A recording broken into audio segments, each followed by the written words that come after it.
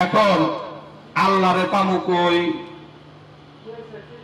রাসূল রে পামু কই? আল্লাহ দেখছি, আল্লাহরে দেখা যায়?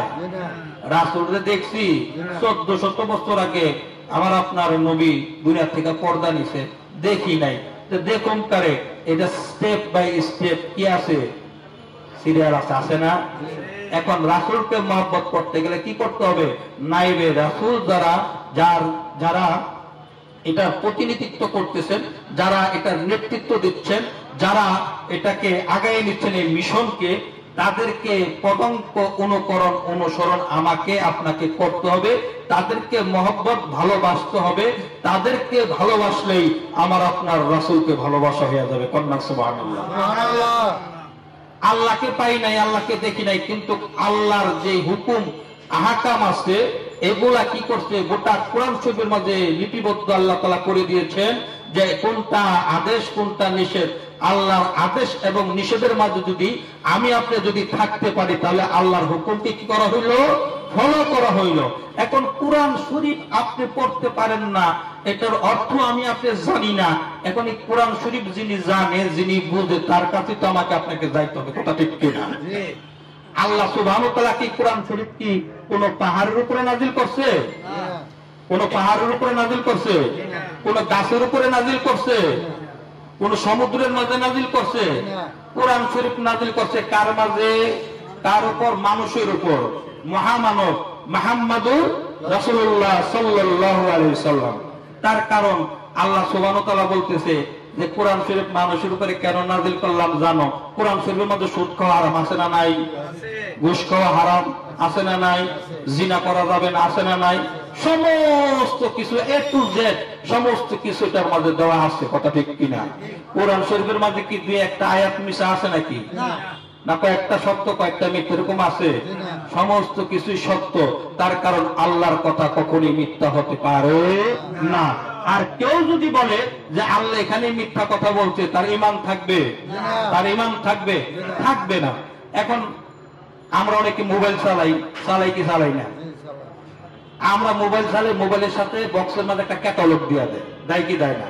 ক্যাটালগের মাঝে লেখা আছে, মানে অপশন গুলো আছে, কেমনি এটা ওপেন করবেন, কোন সুইচ অফ করবেন, কোনটা অন কোনটা অফ, কোনটা আপ কোনটা ডাউন, ভলিউম কোন সেটিংয়ে কেমনি কি সব কিছু লেখা আছে। এই ক্যাটালগ করে কি সবাই মোবাইল চালাইতে পারে? চালাইতে পারে না। যারা মোবাইল চালাইতে পারে তাদের কাছে গেলে তুসবি ফাংশনটা কি কেমনি কি শিখাইতেছেন, এই শিখাতে কেমনে করে এমন করে, এটা জুমান বিভিন্ন ধরনের একটা জিনিস বুঝাই দেয়। তাহলে বোঝাই গেল প্র্যাকটিক্যালও দরকার আছে, টেকনিক্যালে হয় না। ক্যাটালগের মাঝে লেখা আছে এসকেলেটর স্টিয়ারিং কেমনে ঘুরাইবেন, কেমনি এসকেলেটর চাপ দিবেন, কেমনে ব্রেক দিবেন, গাড়ি সব চালানো ড্রাইভারি সেখানে সমস্ত কিছু দেওয়া আছে।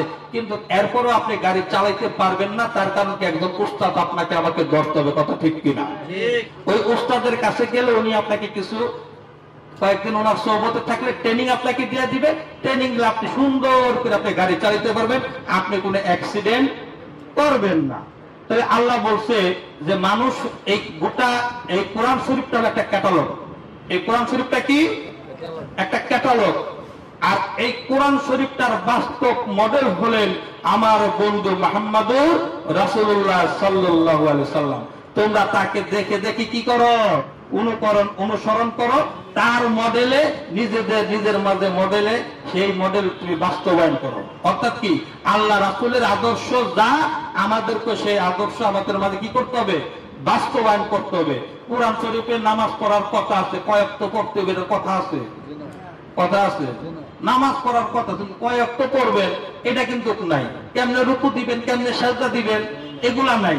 এগুলা কি আমার আপনার রাসূল আমাদেরকে শিখাই গেছেন।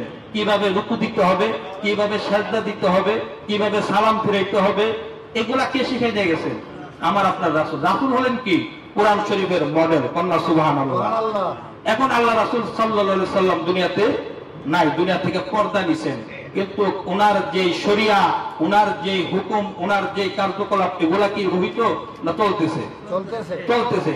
আখিরি জামানার নবী, নবীদেরও নবী, দু জাহানের বাদশা, দুকুলের কান্ডারি মুহাম্মদুর রাসূলুল্লাহ সাল্লাল্লাহু আলাইহি সাল্লাম, উনি যখন দুনিয়া থেকে বিদায় হয়, বিদায় হজের সময় 1 লক্ষ থেকে মতান্তরে 1 লক্ষ সাহাবীদের সামনে বলতেছে, ও সাহাবীরা, আমি কি তোমাদেরকে দিন কি পরিপূর্ণভাবে বুঝাই দিতে পারছি? বলতেছে হ্যাঁ ইয়া রাসূলুল্লাহ, আপনি আমাদেরকে দিন পরিপূর্ণভাবে বুঝাই দিয়ে গেছেন। সাহাবারা কি এখন তোমরা যারা উপস্থিতি আছো, যারা তোমাদের যে ভাইরা উপস্থিতি নাই, তাদের নিকট তোমরা এই সংবাদগুলো পৌঁছাই দিবে। তোমাদের কাছে আমি দুইটা জিনিস দিয়ে গেলাম, তোমরা সেই দুইটা জিনিস যদি আঁকড়ে যদি ধরে রাখো, তোমরা কখনো পথভ্রষ্ট গোমরা হবে না। সেই দুইটা জিনিস কি? একটা হলো কিতাবুল্লাহ, আর একটা হলো কি? সুন্নাহ। সুবহানাল্লাহ। কোরআন এবং হাদিস, এই দুইটাকে যদি আপনি যদি ধরে যদি আঁকড়ে ধরে রাখেন, আপনি কখনোই পথভ্রষ্ট গোমরা হবেন না। এজন্য আসে